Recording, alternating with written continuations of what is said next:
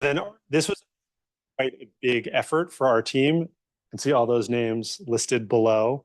I can't read that well, so I'm not going to read them. But I know them. I know them by memory, right? So thank you to Nolan. Thank you to Elif. Thank you to Franklin. Thank you to Andrew. Thank you to Alon, who is not here but is loved. This was sort of well, Nolan will talk more about, but I will just sort of speak spontaneously a little bit about sort of the origins. As you all know, when the mayor was running for election, he promised fast and free buses. And we were always thinking trade-offs. What does it actually cost to provide free buses? And so we did the math. It was not very hard to do. And we found out it'd be a little more than $1 billion a year in, $20-25. And so then we started thinking, it's a lot of money. What else can you do with $1 billion? Is free buses delivering enough benefits to justify that outlay? We think that it doesn't, but I will let Nolan get into it. But thank you all for coming.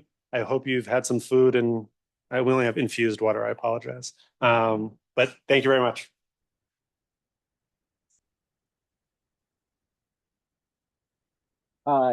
It's great to see everybody. Now I'm blinded, so I can't see anyone. We really appreciate you guys coming out tonight. What we're going to walk you through is a plan that was born of this political moment, and it's meant to try to address this political moment. The singular issue in this moment, sort of the root of so much of what we talk about locally and so much of what has come to define the national political debate, is a cost of living crisis in the city. Here, it drove the mayor's race for the better part of a year through the primary and into the general election. It's why a state assemblyman topples a political dynasty. It's because every single day for the better part of a year, all he did, his honor, was talk about the cost of living crisis in the city and offered a slew of proposals, many of which had very large price tags, but were very easy for the public to digest, promises to tackle the cost of living crisis. He had a plan for rent. He had a plan for childcare. He had a plan for transit. His plan for transit was very simple. It was make the buses free as a way to make them fast.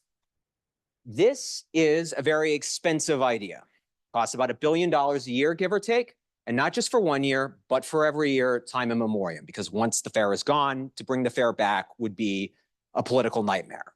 And if you need evidence of that, just look at all the fights we've had over the fare box in the city for the first 100 and whatever years of the subway's existence. Not to mention the policy delivers a fairly mixed set of results. The MTA studied it here. What we found here largely matches up with other large cities that have studied this effort. Ridership went up, but 2/3 of that new ridership came from other parts of the MTA system simply being reallocated, or from trips that were previously walked being taken onto the buses. And so the net effect of this is, despite the fare going away, the buses slowed down. So in effect, over 40 years, we would be spending $40 billion for a policy that does generate more ridership, but the bulk of that ridership isn't new to the system. And that got us thinking, how can we spend $40 billion to actually transform how people move about the city? What is the most productive way to spend this money? We begin with sort of this idea of, if money is no object, how do we get people onto transit? And the answer is subways. Why? Because they're much faster than the bus. They're much more reliable than the bus.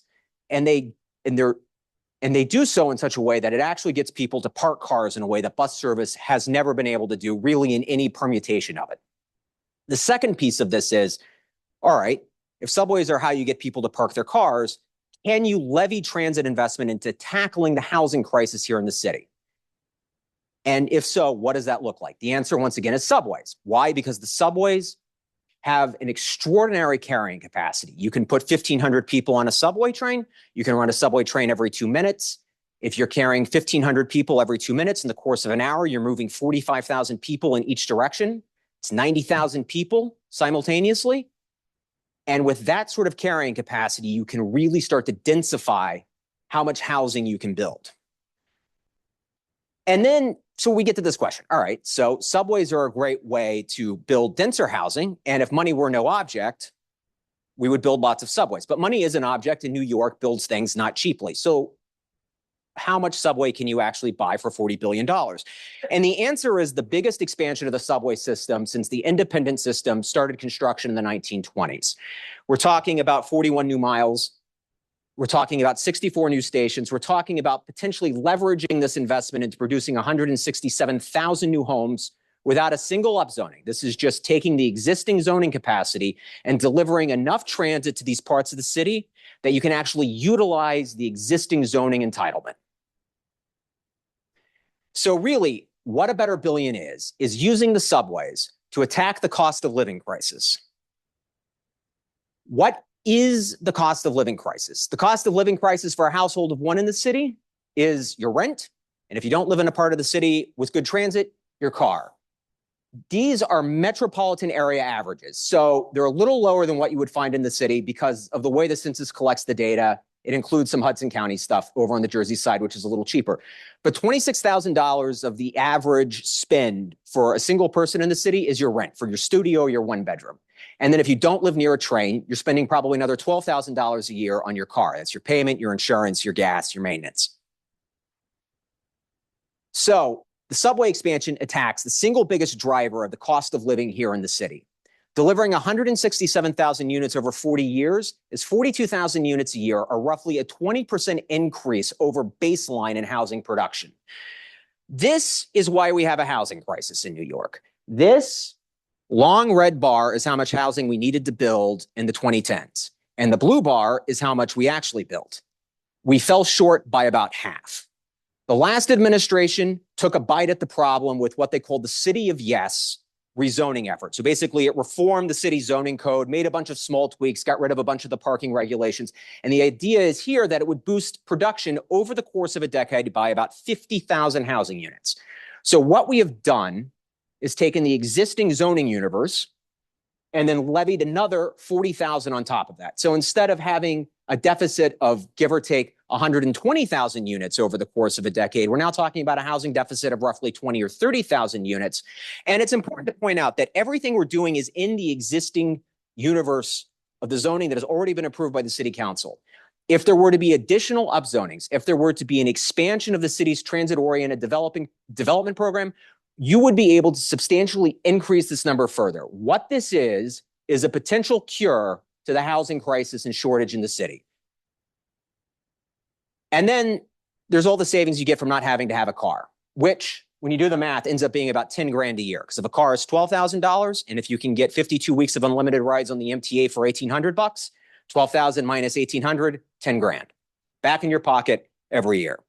So really what we're doing is we're leveraging housing and transit together in a coordinated fashion to deliver substantial relief to the cost of living burden here in the city. And to talk about the long history of us doing stuff like this is Eric. Right. Oh, yes. I love it. I love it. All right. Well, Nolan, that was a great setup for what we have to talk about. But as Nolan mentioned, I'm going to talk a little about the history. And I want to sort of say the subway historically has been a catalyst for growth in New York, right? And currently it is a catalyst for growth in many other cities. And currently it is a catalyst for growth in this city, the existing system, not a new system. If we had a new system, we could sort of move that ball, even more aggressively. This is a picture along the 7 line of, Elmhurst, Queens. You can see in 1924, Queens is pretty bucolic. It should be known that the Flushing line up here, I think, is from 1850. So, there's some stuff going on. But the thing to realize is that, sorry, let me get to this one. The thing about in Queens is that there weren't a lot of jobs sort of in Manhattan or on the waterfront that you could reach from all the way out in Elmhurst. So there's no impetus to live out there. There's no impetus to build housing out there. There's no impetus really to build anything out there. And so the population of Queens in 1910 is 284,000 people. And it's the subway that sort of enables the growth of Queens. So by 1940, the population of Queens is 1.3 million, right? So gigantic growth. Now, the real, I think is the missed opportunity is that we've allowed Queens to continue to grow without building out subways. So it's become very auto-dependent, very, And another million people have moved to Queens since 1940, and we have to play catch up. We need to push these subways out there. And if you look at our plan, there's a lot of emphasis on Queens, for that reason. In doing the research, my favorite thing was learning about Parkchester. It's a stop off of the 6 train, which I did know, but I did not realize that it was planned by MetLife the way that Stuyvesant Town was planned sort of in Manhattan, near where I grew up and live. And just in general in the Bronx, for those that don't know, it was basically a refuge of the rich. It was not a place that, it was country houses, basically, is what was going on there in the 19th century. And so very quickly, with the advent of the subway, it urbanizes. It goes from sort of also pasture bucolic to very grand concourse skyscrapers, well, tall buildings and very dense. So 1900, population's 200,000. 1940, it's 1.4 million. And this opportunity that the subway presented in Parkchester was you could build a lot of housing. I was going to say something more colorful. And it would be supported by this very high capacity transit system.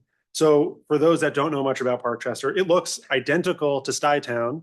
So those brick buildings, but it is on the grid. It is not sort of a walled off sort of community. And so it's 129 acres, which is not that much. And there are 12,275 apartments, 40,000 residents. At the time, it was the largest housing construction project in the country. If you read the newspapers, it's the most doors ever built, the most plumbing ever done. If you lay all the doors from one end to the other, it can stretch to Atlantic City, 120 miles, something like that. I trust me, that's true. And so that dramatic density is only possible with a high capacity subway. And we think that this should be a model for the future. And we're excited about Parkchester. Big up Parkchester. Internationally, Crossrail in London, they've sort of extended sort of fast, rapid electric trains, not just in the core of the city, but out to the periphery. And they've seen 70,000 units built, another 70,000 in the pipeline. If you go to Vancouver, one of my favorite examples, Burnaby, not part of sort of downtown Vancouver, they have in British Columbia, if you're within 200 meters of SkyTrain, a minimum, not a maximum, of 20 stories, right? So it puts City S in a context that is pretty different, where we're talking about 5 stories in Middle Village. They're talking about a minimum of 20 stories in Vancouver. And then Copenhagen is another place where they saw their population declining. It's pretty dramatic if you look at the charts, but then they extended that, they built the M1, they did some TOD, and they've seen population increase, 10,000 new jobs and housing all there. So again, this is a model that it's worked in the past, it works in other places, and then it works here too. And so we just wanted to do a little bit about downtown Brooklyn right near where we are. So the Star, it's on Hoyt and Skirmerhorn. I was talking about this earlier today with someone. They're like, that's where the Michael Jackson Bad video was filmed. So that's true. So next time you're there, you can just go, yeah, something like that. It'd be very appreciated. But this neighborhood has tons of subway access, right? It's rich and it's densely built in 1924. You see cheek by jowl, no open spaces anywhere. Everything is built up. But by the 1950s, we see demolition of the neighborhood.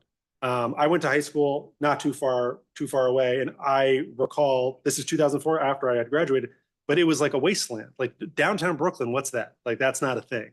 And that's because it was all surface parking for all of the municipal and state jobs and courthouses that are around here. And so this is just 20 years ago, right? Like go to Hoyt and Skirmerhorn after this, and what you'll see is something that looks more like this.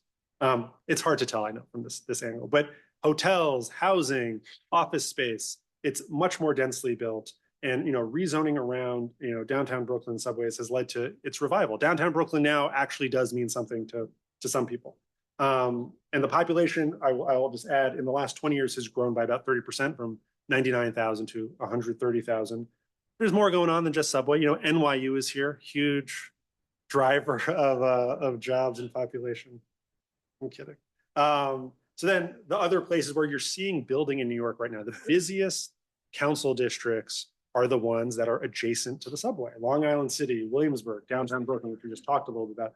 These two council districts have added 41,000 units between 2010 and 2020. That amounts to 25% of all the housing production over that time period in 59 districts, right? So two of the districts is doing an enormous amount of work. Yeah. Oh, okay. But it's not enough. But it's not enough. But it's not enough. But it's not enough. That's why it says it wasn't enough. Anyhow, so I'm going to hand it off to Franklin. Again, the thing that I really want to underscore here is what we're trying to do is integrate housing policy and transportation policy. Let's stop thinking about them as separate and plan for them together. Thank you.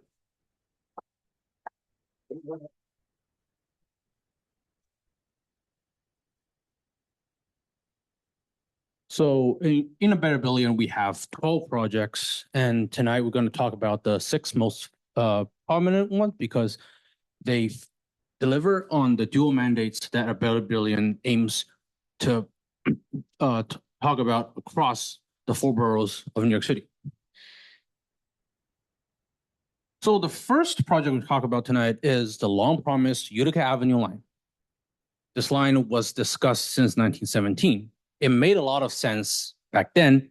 It makes even more sense now to build it. Utica Avenue is one of the most busiest bus corridors within Brooklyn. The B46 and B46 SBS sees a lot more riders, and converting this bus corridor into a full subway corridor would not only provide a better transit access for all of these riders, but also has the potential to create around 17,000 new homes, and 1,500 of which are required to be below market rates. The estimated cost for this project is around $6 billion.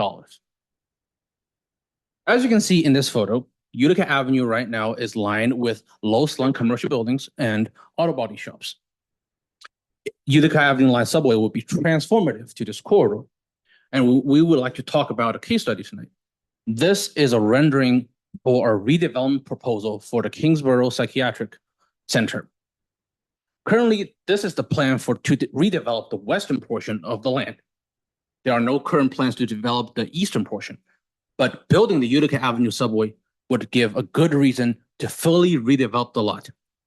And it's just one example of a lot of the lots within this corridor. Our second project is perhaps the most bus-centric project we have among the Better Billion projects. The F extension beyond Jamaica 179 into Queens Village. According to the latest New York City DOT data, around 200,000 bus riders uses the Hillside Avenue corridor until they reach Jamaica 179. In any other metropolitan area, building a subway beyond the current terminus will be a no-brainer. And that's what we're doing here. Extending the F into Queens Village will not only provide a much better and faster experience for these bus riders, but also it would unclog the current terminus of the F and also allow for more direct north-south bus routes to be planned by the MTA within that part of eastern Queens. And in the process, it would also allow the creation of 7,000 new housing units. The estimated cost is around $3 billion. The third feature project for tonight is the LIE subway, or as one comment put it, the actual war on cars. This project, the actual flagship project for the second decade, aimed to serve a lot of Queens neighborhoods with high car ownership. It connects communities such as Fresh Meadows, Hisena, to key destinations such as Queens College, Queens Center Mall, Sunnyside, and Long Island City, and finally into Midtown Manhattan. It aims to relieve the overcrowding on the 7 and the Queens Boulevard during peak.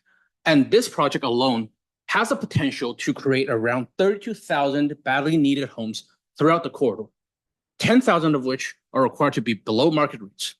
We estimate that this project will cost around $7 billion.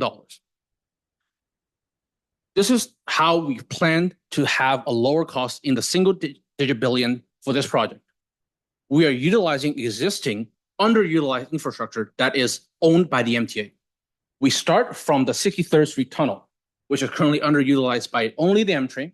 We connect the Long Island Expressway subway underneath Sunnyside Yards until it reaches the LIRR main line, where in this photo here, the previous space provisioned for a Queens Super Express now becomes activated. where it connects all the way until it reaches the Long Island Expressway.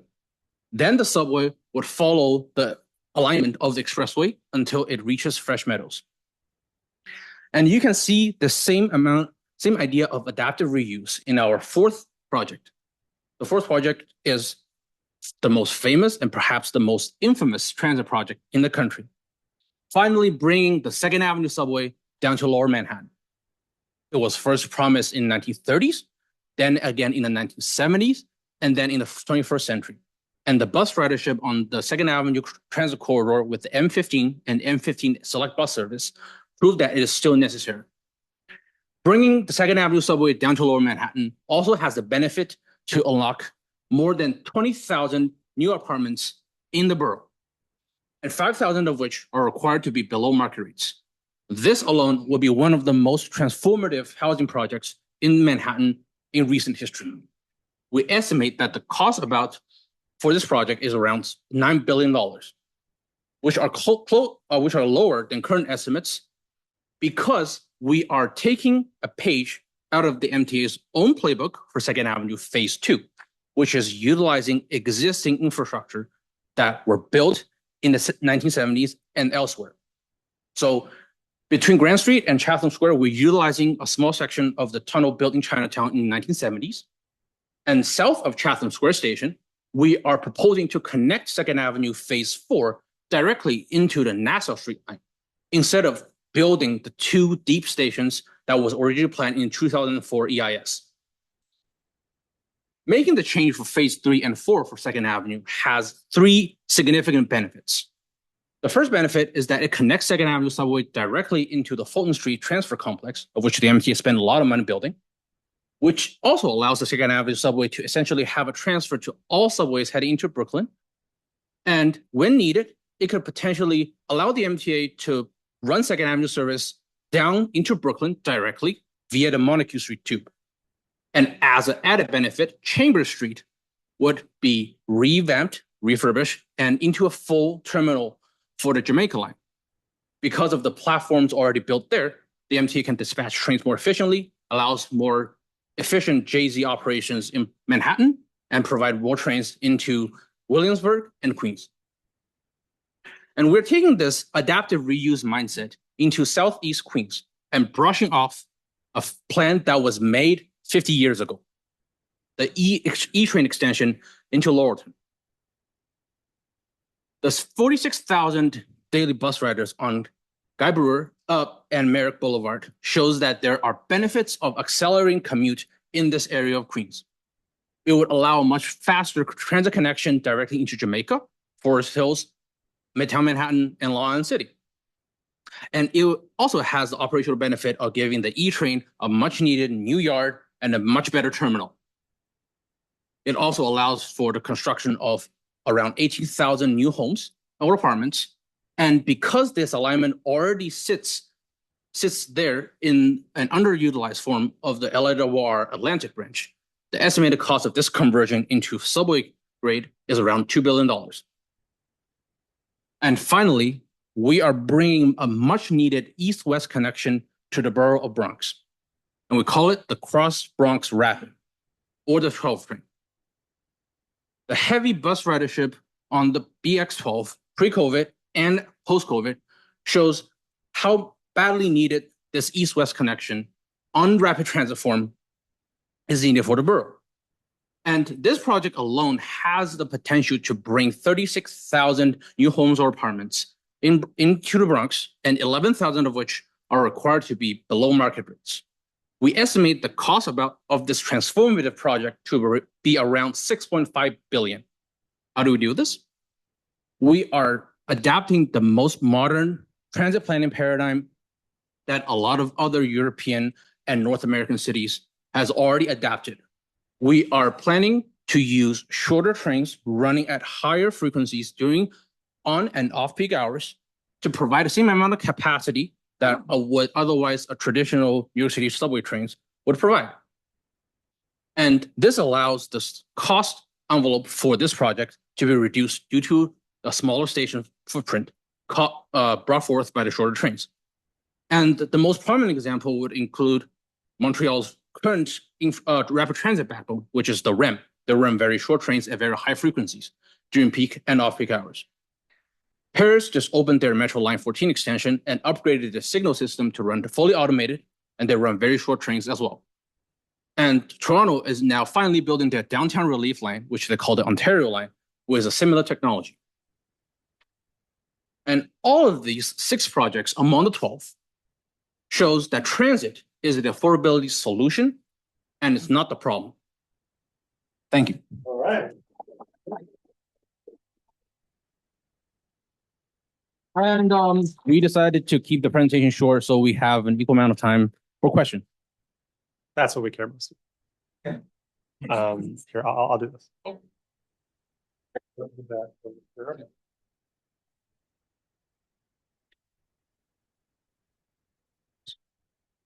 So the plans all look great. I think we can all agree here that building more subways would be revolutionary.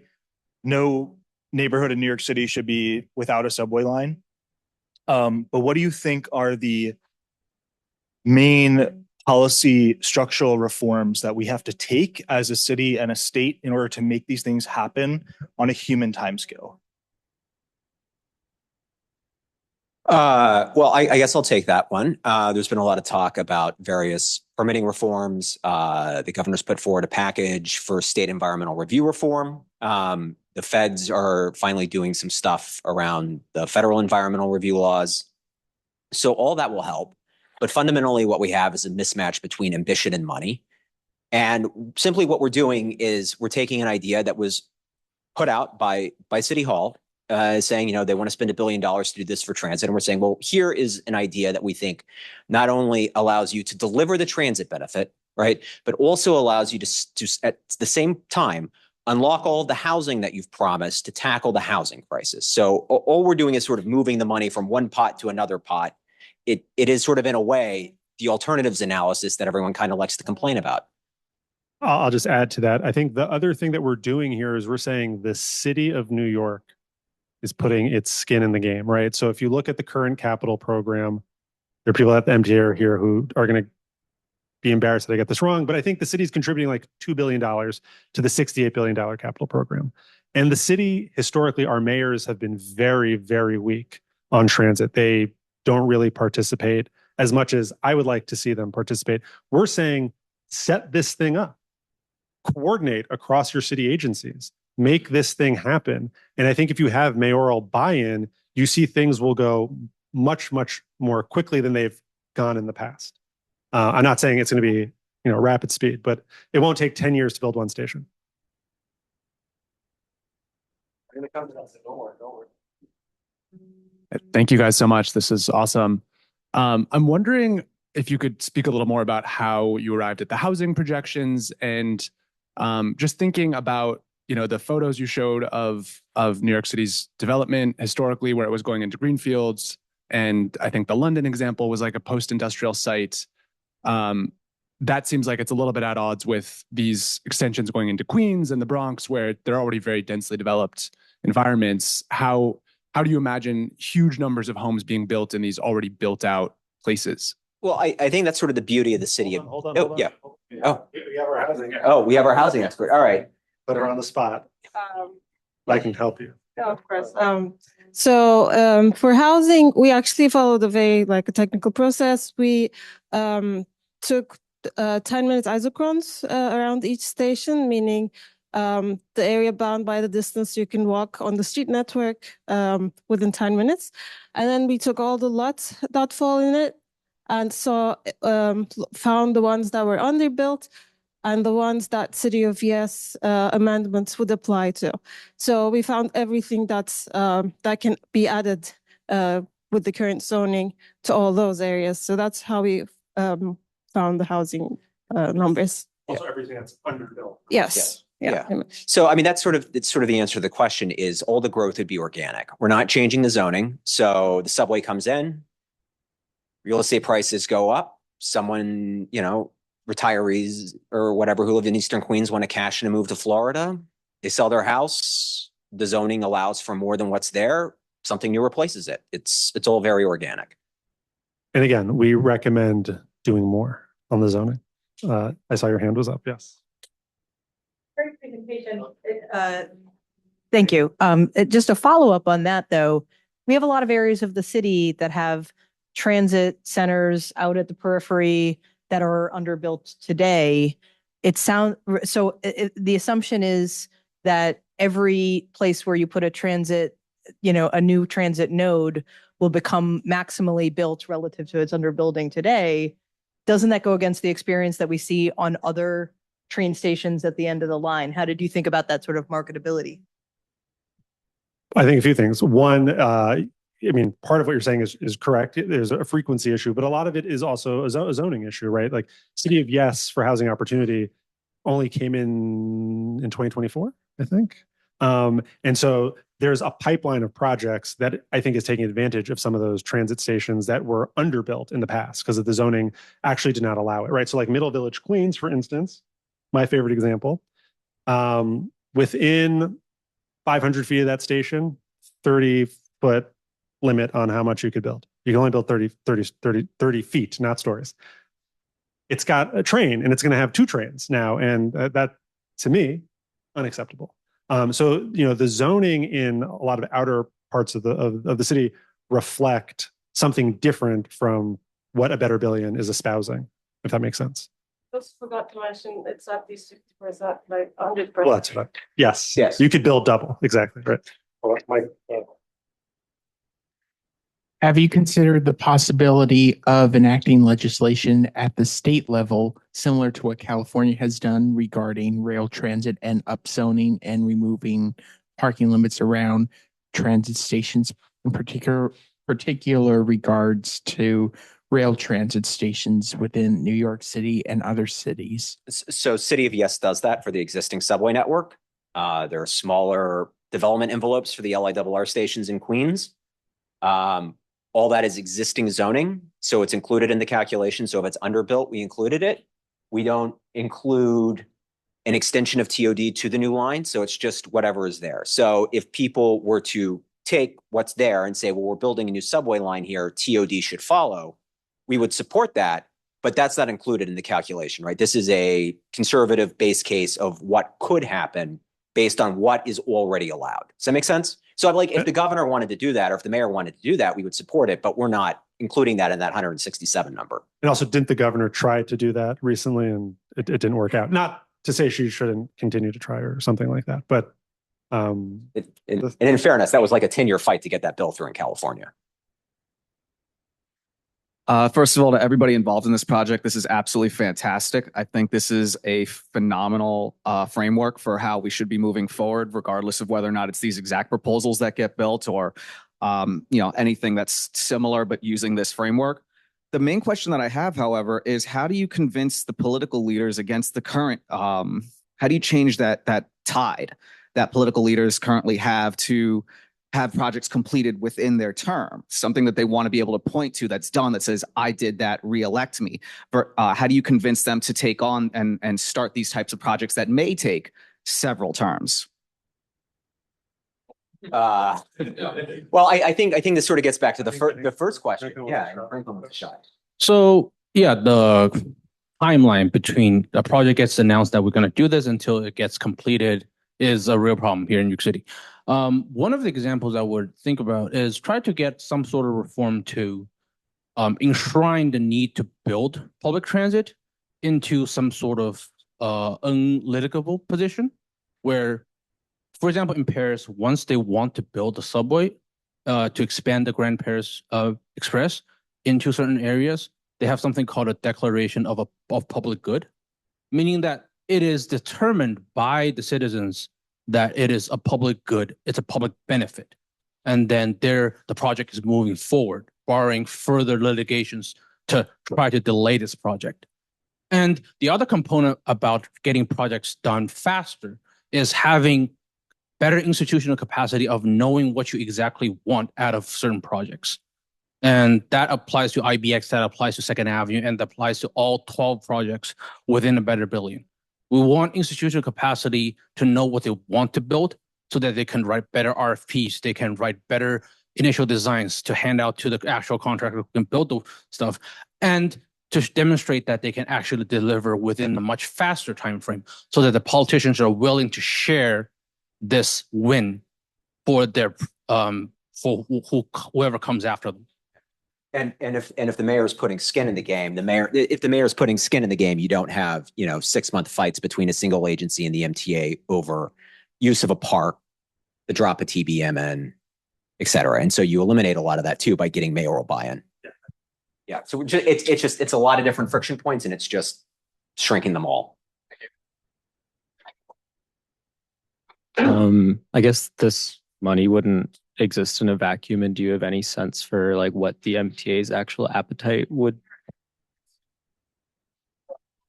Is it on? Can you hear me? There we go. Do you have any sense of the MTA's appetite for these kinds of projects? And if it really got $1 billion a year, are there other things that it might prefer to spend on? Commuter rail, accessibility, anything like that? So we bake in accessibility into the proposal. So $150 million a year is going towards the current accessibility program. So this would extend that and make it come about quicker. In terms of the agency's appetite, look, as you scale up, you need more people to do stuff, and so they would need more people to do stuff. I think the MTA at C&D Construction and Development, they have been doing that over the last 5 years, let's say. Again, this is like a capital program on top of a capital program. So I think, yes, it would be a learning curve. It would be difficult. I'm sure there are many people there that would absolutely not want to do this. I'm sure there are many people there that would be like, let's go there with the shovel.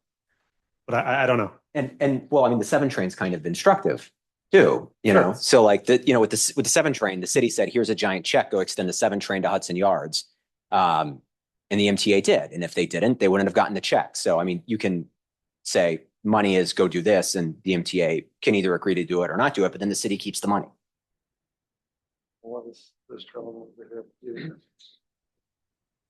Thank you so much for the presentation. It's very instructive and very great that you've done this work. My question is, what has been the extent of the buy-in or potential buy-in from the current mayoral administration, the current state government, in terms of making these projects actually happen? And related to that, how do your cost estimates factor into the cost ballooning that the Second Avenue Subway and Hudson Yards projects saw? And what is your proposal to mitigate that into making this more appetizing for the MTA and general public? Very good question. So I should have mentioned, I think many of you know, sort of our hallmark work is on the cost drivers of transit projects, and we've looked very closely at why it's so expensive to build in lots of places, not just in New York. And when we were coming up with our costing model, we were looking at some of the innovations the MTA has adopted for phase 2 to apply going forward. So we are trying to root all of our estimates in New York-based costs. The reason why you don't see a tunnel across the East River or anything going to Staten Island, in part, is because we don't have a good benchmark domestic, locally to draw on. Gateway doesn't seem appropriate to me as a model. So the point I'm just trying to say is, they're making some progress there. We use those costs to sort of project forward what's going on. There's something else you asked that I've omitted. Oh, buy-in from the government. What's the potential of the status of getting buy-in? Well, powers that be about this project? One of the things that sort of intrigued us as we did this is there hasn't really been a holistic citywide examination of where subway should go in a long time. So what we're trying to do is sort of kickstart that conversation, and then from that say, hey, here's 12 ideas. Maybe some of them are good, maybe some of them are bad, but here's 12 ideas. Let's see what happens. Let's sort of get the ball moving forward and think about, how, what the subway should look like in the modern city, right? Instead of just continuing to sort of argue about program for action time and again. Although program for action got a lot of things right.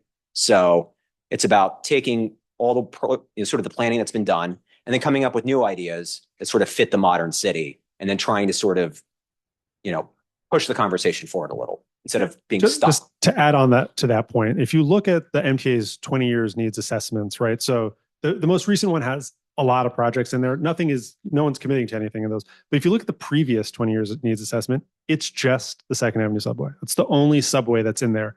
And, there are other organizations in the city who think big about some of this stuff. And we didn't see that. And so we thought this was an opportunity for us to think big. It's a way to translate some of the work that we've done into something, tangible and real and something that we can argue about. I think all 6 of us who worked on this, we don't love all 12 of the projects. We compromise internally as well. And I think the one thing everyone should take away from here is that get rid of all 12 of those projects. Take another 12 projects. Probably still better in terms of bang for buck than free buses. Someone got sorry, sir.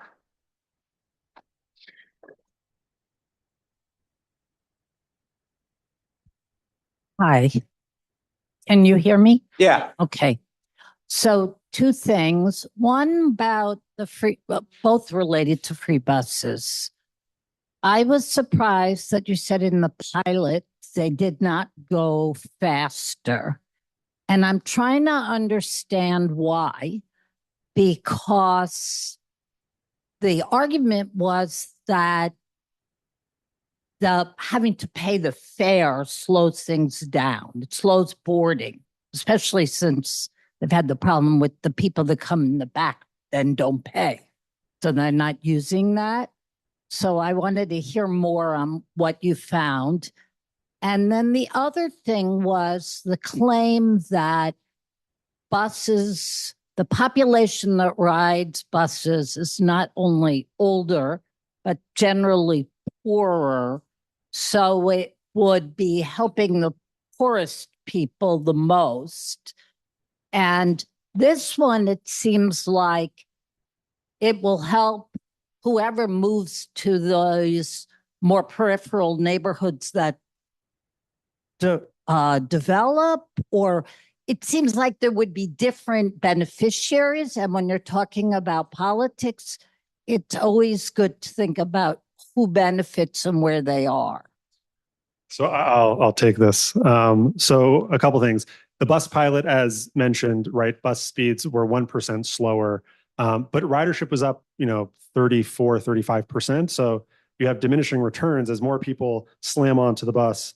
You still got to wait. You can't just start moving. And so the boarding and alighting time doesn't sort of catch up to it.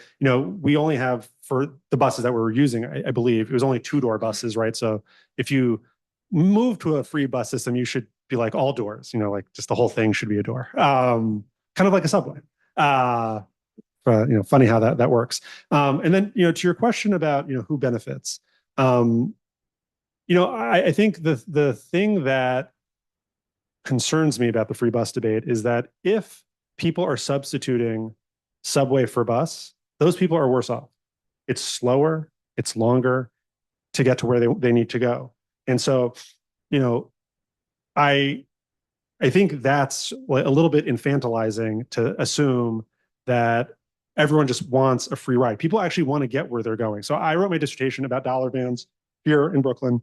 And when I did my surveys, I didn't ask, do you want a free ride? I said, what do you want? And everyone would say reliability, frequency. The fare was like always the 3rd or 4th thing that people would talk about.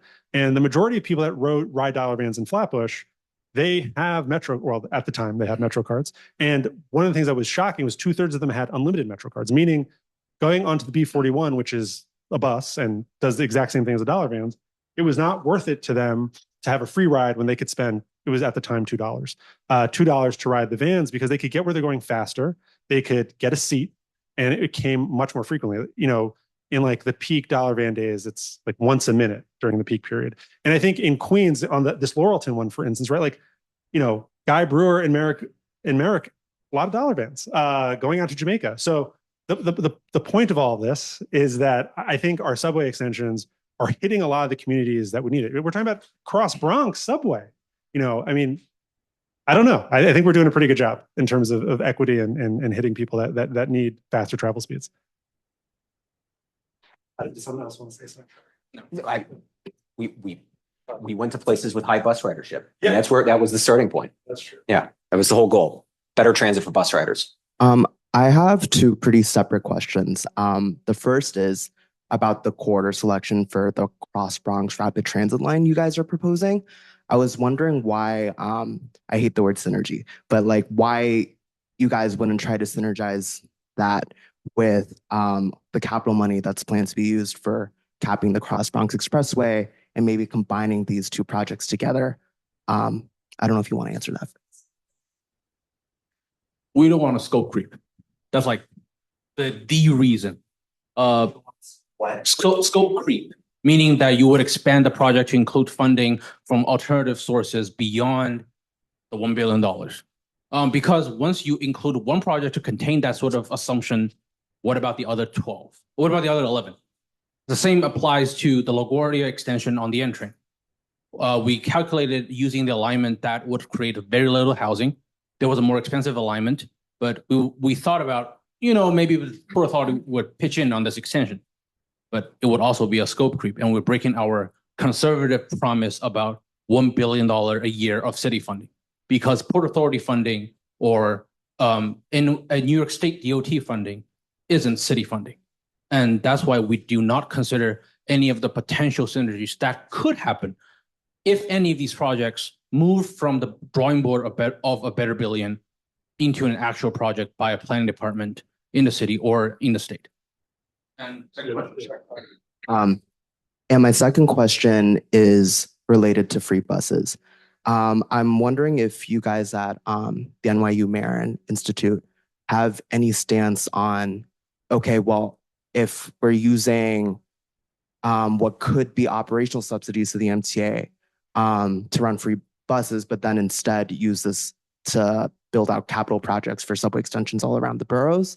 If you guys have any stance on like what would an ideal alternative be to subsidize fares, even if it's not specifically in the form of free buses? So a couple things. One, I think we should expand the Fair Fares program, right? Like there's a lot we can do there.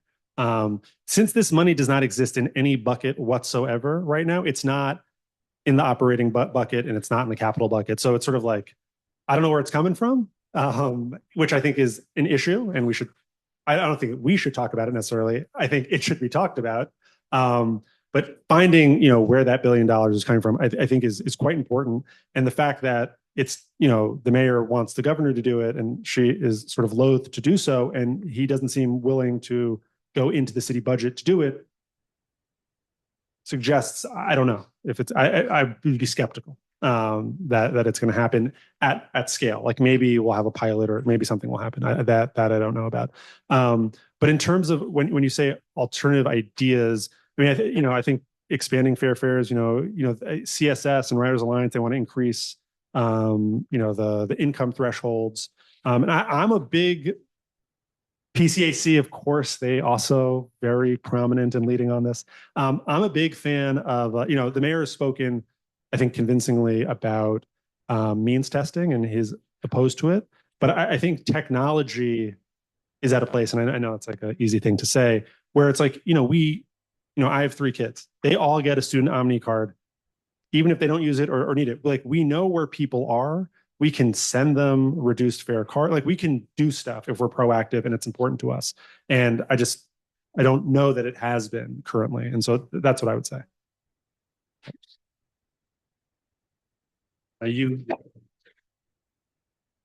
So I noticed that you're adding a bunch of interlining to save costs. And I guess it's good to save costs, but also it causes a lot of delays. And the subway system is like the least reliable of any city that I've ever been to. And so I wonder, like in my dream world, there would be no interlining, and here you're adding more. So why? Andrew, want to talk about it? Okay. The reason we interline so much in our current proposal is that we don't know how much a tunnel costs in New York City in the 21st century into underwater tunnel, because of the complex geology in this region, and also it's just that after the 63rd Street too, this current tunnel program is around $18 billion, which is like 2 decades worth of our potential funding.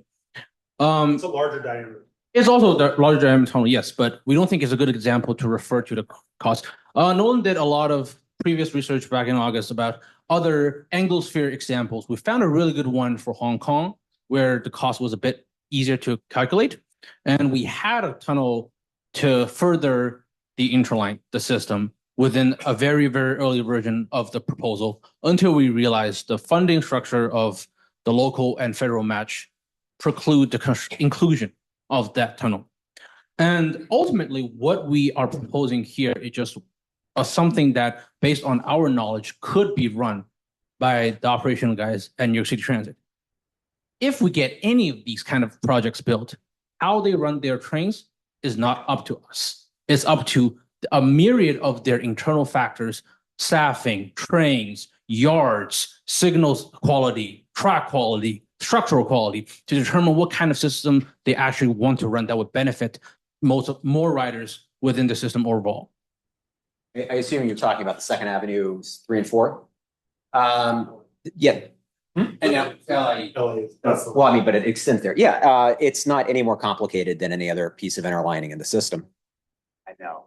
And no, I don't think it's making the problem worse. I mean, if you're running, I mean, we build tunnels that can run 30 trains an hour. You might as well run 30 trains an hour. We're spending billions to put in digital signals. Those digital signals will dramatically improve the communications between the trains and the towers and rail control and the whole 9 yards. That's why we're spending the money.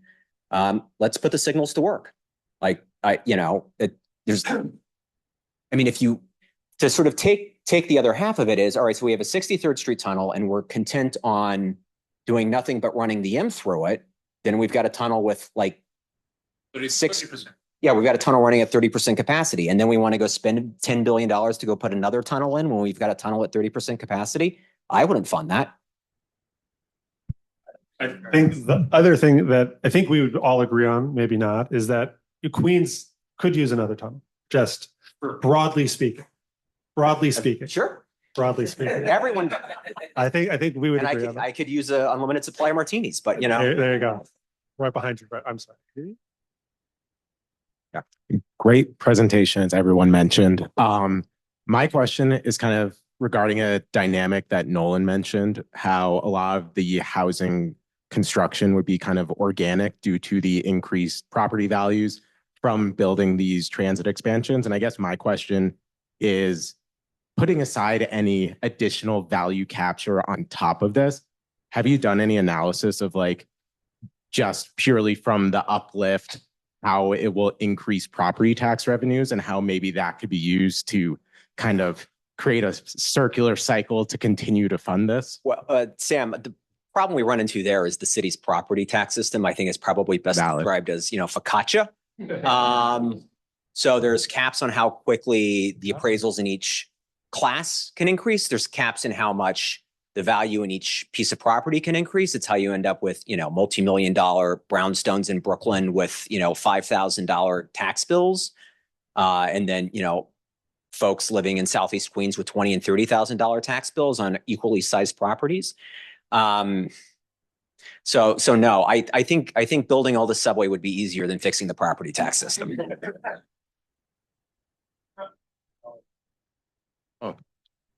So if I understand it, you're assuming this $1 billion a year in 2025 dollars, and you've costed these out at roughly $40 billion. Yeah, fixed dollars. In fixed dollars. But for projects which I guess IBX is in here, right? Just the extension.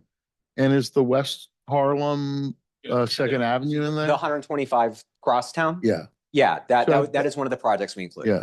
So are you not undercounting, overcounting the cost in that's already sort of on the books, so to speak? Are you being the overly 125 Crosstown is not on the books yet. Okay. It's not on the books yet. They've put 20 or 30 million into planning studies for it, but the design construction. Your $40 billion assumes this program is buying that the project. No, not no, above it's and- or included paying in. for it. It's Yeah. included in. So Yeah. the IBX is half funded in the current capital program, and the assumption is the state and or the feds come up with the rest because it doesn't make sense to only build half of it, but everything else is in here. If that makes sense? So we're not claiming the IBX in here at all. We're assuming the IBX gets built. But you're not 40 billion above and beyond the Second Avenue, West Harlem. Your 40 billion includes paying for that. Yes, includes the crosstown, Thank you. uptown. And just it's worth noting that our estimate for the crosstown versus the MDA's estimate a little different. Yes, Fortunately, but still a lot. Yeah. Yes. I just want to thank everyone on your team who's here and not for this project. I loved it. One thing I really loved was how conservative you were, or generally conservative you were with the costs and the housing estimates. But I actually wanted to kind of push back, and I'm afraid that some of the lefties will see these as the gentrification trains and will not only not support kind of more housing, but demand even a higher level of affordability requirements, instead of 25, 50, whatever, for kind of inclusionary zoning. So are you at all concerned that could make your housing projects not pencil out and not actually get built? We're using existing zoning. We can't model every hypothetical change to zoning in the city. We, need a city full of computer racks to do it, and we'd melt them. Hey guys, thank you so much for your work. So as you guys worked in a team, I think you guys hinted that the fact that there might have been some compromises or maybe some maybe some differences between you guys. I wanted to hear about maybe one big disagreement that you guys had and maybe what the conclusion of that was and why. Thank you. Can I talk about it? Some project just got completely cut because we changed the formula of federal contribution. Initially, we want to spend 80 hypothetical billions because of a 50-50 split during the Biden administration happened for Second Avenue Phase 2. But the realm of more other projects is around 70-30. That dramatically reduced our total available budget from 80 billion to 48 billion. And then Nolan and Alon was very politely arguing about whether we should include this capital spending for ADA projects. And in the end, we decided to include that because it's a mandate that the MTA has to do. And it makes even more sense because we are positioning a better billion to be one of the more realistic planning proposals for New York City. Yeah, I think sort of if there was any fight, it was over how conservative to be. Yeah. And that's a good example of it. The MTA has a court order or court settlement, I guess is probably the better way to put it, that they have to, depending on the capital plan, build something like 45 or 50 station elevator sets until the system is to like 400. So they're committed to 40 or 50 stations every capital plan for the next 15 or 20 years. And so the question was, does that agreement bite into spending for subway expansion? Because there's two parts to it. One of which is you have to do the 50 stations a year, you have to hit the threshold. And there's a second piece of it that can be read to say that 15% of every capital dollar the MTA gets has to go to elevators. My argument was there's no harm, so you can't sue if you're getting the 50 stations done. And the more conservative argument was, if you read it as a catch-all, literally 15% has to go, and you have to further accelerate the program beyond the threshold benchmarks. So I lost, and we got to spend less money on making subways go further. But that's an example of how conservative we were. It's sort of like we ran a bunch of permutations, and we tried to hone it into something that is in the universe of possibility. But I'll answer your question a little bit more. I think what you want to know, really. So we talked about Nostrand, not on Terminal? in the program. Yeah. We talked about this one, our initial one. We had a crazy route. Oh. I don't know. Yeah, we have it somewhere. It's like this. It goes Queens, Manhattan into Brooklyn. Yeah. Crossing at 72nd Street. Yeah, we'll find it. It's in the AMA. If you want to pull it up, it's there. But there's a lot of things that we talked about. clearer relief line on the 7 train, like, I don't know if what we came up with really is a relief to the 7, but people disagree with me about that. So anyhow, point being, we had some internal disagreements. We'll talk about the U later. The U was fun. Oh.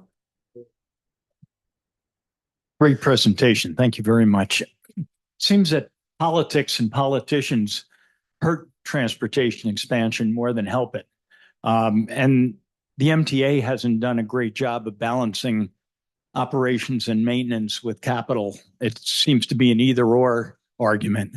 Would there be any value in exploring reimagining the model to an independent capital entity that would take this out of the political realm and do a better job of lining up private funding, incorporating housing and so forth? I mean, it's a very good question. I think a couple things. One, these things will always be political. Just the amount of money we're talking about is people care. And you can't just be like, oh, I mean, obviously, yes, these things do happen at the federal level or other places, but you can't just sort of be like, we're committing $10 billion to something with little oversight. I think the creation of the MTA and the public authorities in general, that was sort of the idea, is like, how do you insulate from politics? And it just hasn't worked. Right. It's like, that doesn't seem possible. But I think, you're getting at something that is very common in other parts of the world where you separate operations from capital.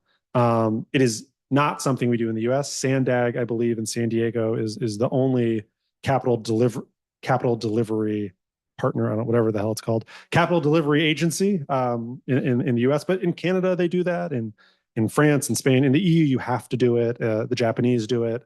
I don't know. I don't honestly have a great response, but okay, Frank.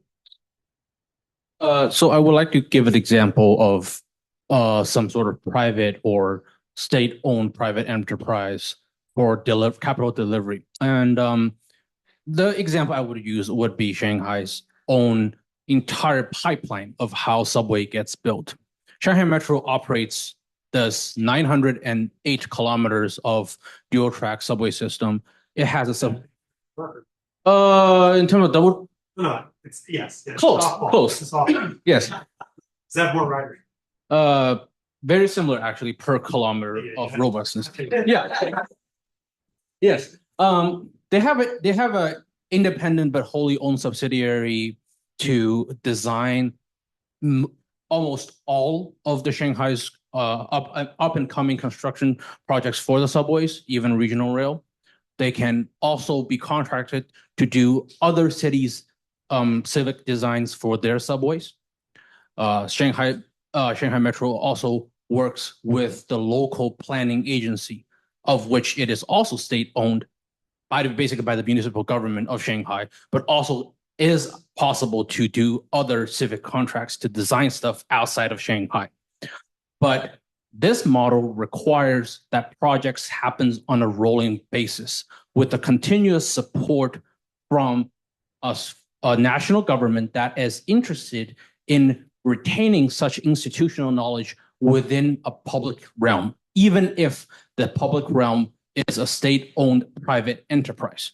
They have their own means of receiving funding from the national, provincial, or municipal government, but they're required to balance their books. They're required to maintain a quality of work. But none of this model would happen if there are no projects to build for them to actually exert their expertise on, which is an up-and-coming storm as Chinese fiscal conservatism has hit after COVID, and a lot of their staff are in risk of turning into a contracting private, smaller enterprise of knowledge. And I'm afraid that this kind of golden era for that model is waning for China as a country. So there are always puts and takes for different models of delivery. And I just want to give you an example of what are the benefits of that model and what are the existing drawbacks. And that was the model we used to build the subways originally, right? That was a heavily the Public Service Commission is an arm of the state. It exists to this day. All it does these days is deal with complaints and Con Ed rates. But at one point they had 800 engineers, designers, and architects on staff. The lead engineer was a public employee making an inflation-adjusted dollar, something like 800, 600, 600, something like $600,000, $700,000 a year, like football coach salary. Because that's how seriously we took it. So, and there were a lot of projects, right? You had the third and the fourth systems, and then you had the I&D, and so there was a lot of work to be done. And then the work stopped because there was the Depression and the Second World War. And then, Moses put the city transit into an authority so he could take the money and use it to go build expressways. And we ended up with a lot of expressway designers and bridge designers, and we built a lot of expressways and bridges. All of this remains political. It's public money. All these agencies are at one level or another responsible to the politicians, whether the politicians are in the Chinese state government or whether the politicians are, the French president or the mayor of Paris or the sort of the Ile-de-France region, or the mayor of London, et cetera. London and Britain. In Britain, they love to spin up special purpose corporations to build projects, and that has done absolutely nothing to fix their cost problems, which are as bad as ours are these days. Because every time that corporation gets spun up, you hire a lot of people, you go build the thing, and then you're done building the thing, and then the corporation spins down, and then everybody has to go back to work for, Bechtel or HNTB or AECOM or whatever, right? So the question is, how do you get knowledge and that muscle into the public sector sphere and keep it there? And everyone sort of has this problem. We just have it worse than most, if that makes sense. The other thing I just add on the Public Service Commission is they also had responsibility over the sewer system, right? Yes. They were everything underground. Okay, yes. Yes. Thank you so much. Great presentation and an exciting contribution to the public dialogue about the future of the city.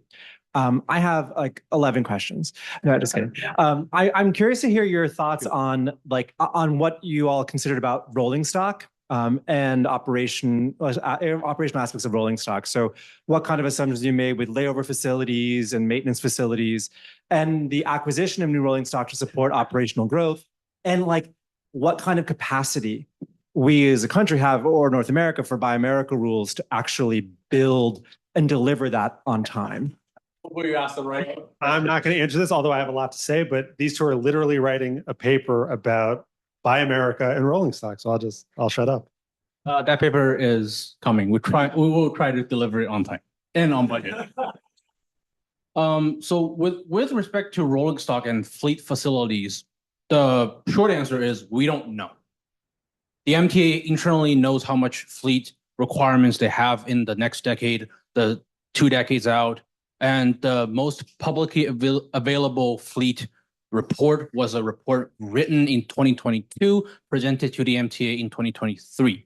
And by now, we have a lot more R211 trains running on the system now, and making these any kinds of assumptions for rail cars going to run on any of these lines is a moot prospect, because we simply don't know what kind of fleet planning strategies that the MTA have. We would love to know that, but as we are developing it, the closest reference we have is the 2022 plan. And in terms of how Buy America and fleet procurements are playing into this, the short answer would be the costs are going up. We're trying to figure out which component is contributing the most into the current cost, the rising cost paradigm. Is it the Buy America requirements? Is it the tariffs, or is it just bill of materials, or simply labor costs? We don't know. And that's why with all of the cost estimates for the 12 projects, we do not factor in the cost of building out yards or buying new rolling stock. We didn't factor in. Yeah. Oh, no. Yeah. I have a thing to ask. Oh, yeah, go for it. No. I was going to talk about trains. You're going to talk about trains? No. The assumption is all the subway extensions are going to use subway trains, and whatever schedule the MTA chooses to write will dictate how many of those they have to go buy. The Second Avenue subway, EIS calls for 30 or 40 trains an hour. And they don't have enough trains to run 30 or 40 trains an hour, but there's also not demand to go run 30 or 40 trains an hour on the queue. So you end up with, it's there, and should the demand show up, you put in an order for trains and they come 5 years later, and, you sort it out. The other thing I would just add is, so for the Cross Bronx line, we're advocating for an automated, rolling stock, which we don't currently use. And, we did some work a few months ago. The state legislature passed a law that would have required every subway to have a conductor and an engineer. And we did some quick research, and we show that that's moving in the wrong direction, and the governor vetoed the legislation. So there's optionality, there's flexibility. We can do lots of things. The world is our oyster in terms of rolling stock, kind of, if you buy it from like two people.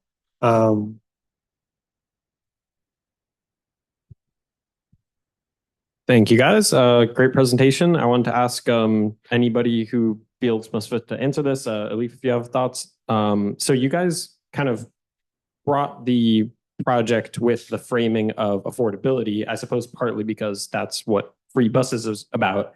But there are also a lot of other ways that you can politically argue for transit. You can say it's equity and accessibility for destinations for non-car owners. It's saving time. It's relieving congestion. It's about emissions. It could even be about reducing traffic fatalities. Is affordability in terms of housing and I guess allowing people to not have to own cars anymore the most effective frame, and why?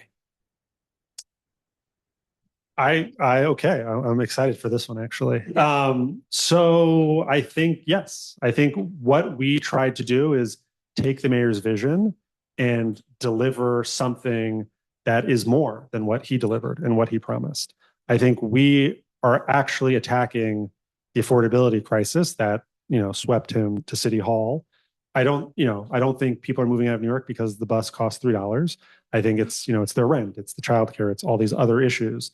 And so if we can sort of catalyze more housing growth, and, again, the subway historically and contemporaneously has done that and does that, it would be transformative to New York in a way that I think none of us in this room truly could understand. I mean, I don't mean to be like too grandiose here, but it's just if you did some of these things, the neighborhoods in your mind that they're going through would look very different. And so, I think, that's sort of what's at stake here. It's like a big, bold, aggressive vision.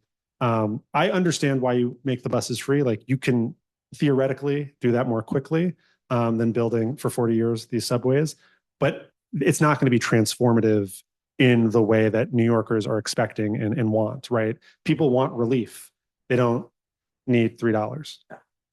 It's the salient issue of our day, of our age. For a decade, almost a decade, politics has almost been entirely defined by cost of living and affordability, both at the city level, whether it was a fight over, are the pencil towers contributing, is it, the pencil towers, are they causing the housing crisis? No.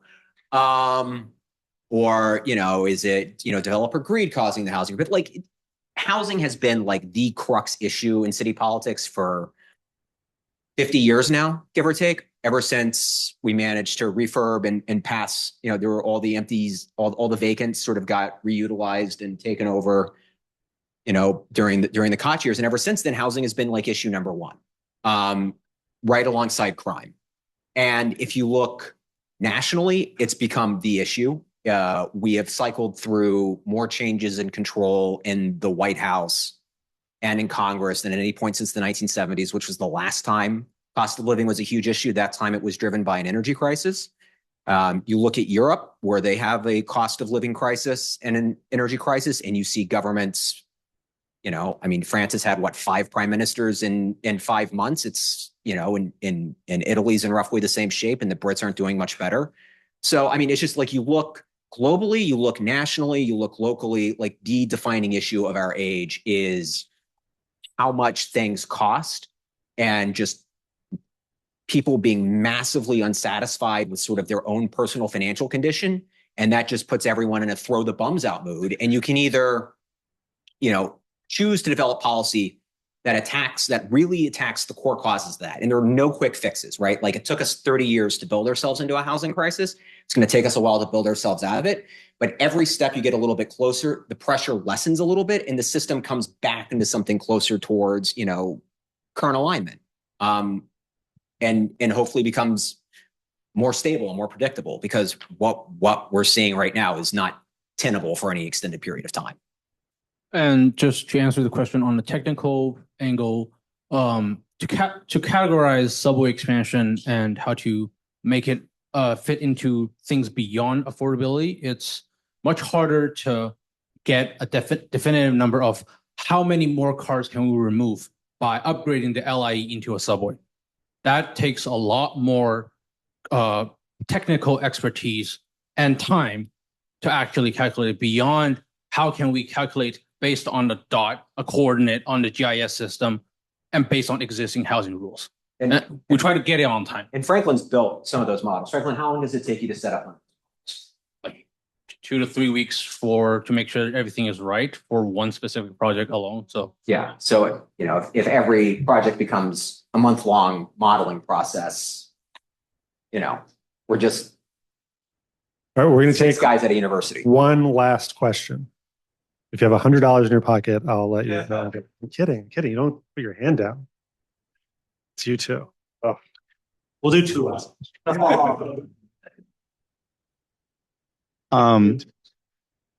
My question is pretty simple. Do you think this is actually possible? And if so, what is the biggest push that needs to happen, whether it's politicians getting on board, public awareness, or policy that addresses the cost of construction? We are not politicians. I think this is as likely as free buses. I don't think it's especially likely, no. But I think there's value, right? Like Nolan had referenced Plan for Action, which came out in 1968. Yeah. And we're still working on that, and what year is this? 2026, almost 60 years. So, we're just trying to socialize the ideas, try to move the conversation to something different than where it has been. Our dreams are so small in New York. It's been very unsatisfying to hear sort of the experts talk about stuff. It's like, yeah, we can't do it. It's not possible. And, it's like, what the hell is that? You want us to believe in government. You want us to have this $117 billion city budget that, is, paying for people to do stuff. Go fucking do something. This is something to do. Did you want to add to that? All right. And I'm firmly in camp, do something. Thank you guys for your presentation. My question, I guess all this sort of hinges on finding the money for it, and sort of maybe the one benefit of this project over buses is that you can create some value that the city could capture. We kind of already spoke about property taxes a bit. I'm wondering, maybe through acquiring property, what are some strategies you think that the city could use to capture some of this value and maybe kind of flywheel that back into the projects? I mean, sort of the beauty of the mayor promising to get $1 billion for transit is we're just stealing his money, which I guess inconveniently is money he doesn't have. So we were firmly in the camp of leaving that to the policymakers. If they want to go find $1 billion for transit, there are a lot of ways to go do it. There are a lot of ideas. Value capture is one, paid for the 7 train. Once you get beyond Manhattan, the economics probably get a lot tougher just because of the land values. There's charging for parking. That's another, sort of the, another oldie but goodie. There's the Bill de Blasio's answer for everything, which was a tax on millionaires. When I was a reporter covering City Hall, I think I wrote a monthly story about a different idea for that money. And it was it counted up at some time. It was he, promised the $1 million tax onto 27 different things at, one point or another. So that, that wasn't real, but it was an idea. So, the question is commitment. Mike Bloomberg said, I'm going to find the money to go build the 7 train, and it got built. So if people are interested in doing it, it's $120 billion city budget with an additional $30 or $40 billion in annual capital outlays. You know, you go find the money. The state has an even bigger budget. If the governor wanted to do it, the governor could do it. The governor hasn't promised to spend $1 billion a year on buses, so we're not, you know, we're not getting yelled at for being mean to her. We're getting yelled at for being mean to the mayor because we're stealing his money. But like, you know, there are a lot of places to go get money, or there are a lot of places to sort of reallocate money from, in theory. But again, that's one of those things where it's sort of like, if we open that can of worms, we'd be writing this, and nobody wants to read this. Yeah, it's not a story, man. All right. Thank you, everyone. Hopefully there's more sandwiches. I haven't had one yet.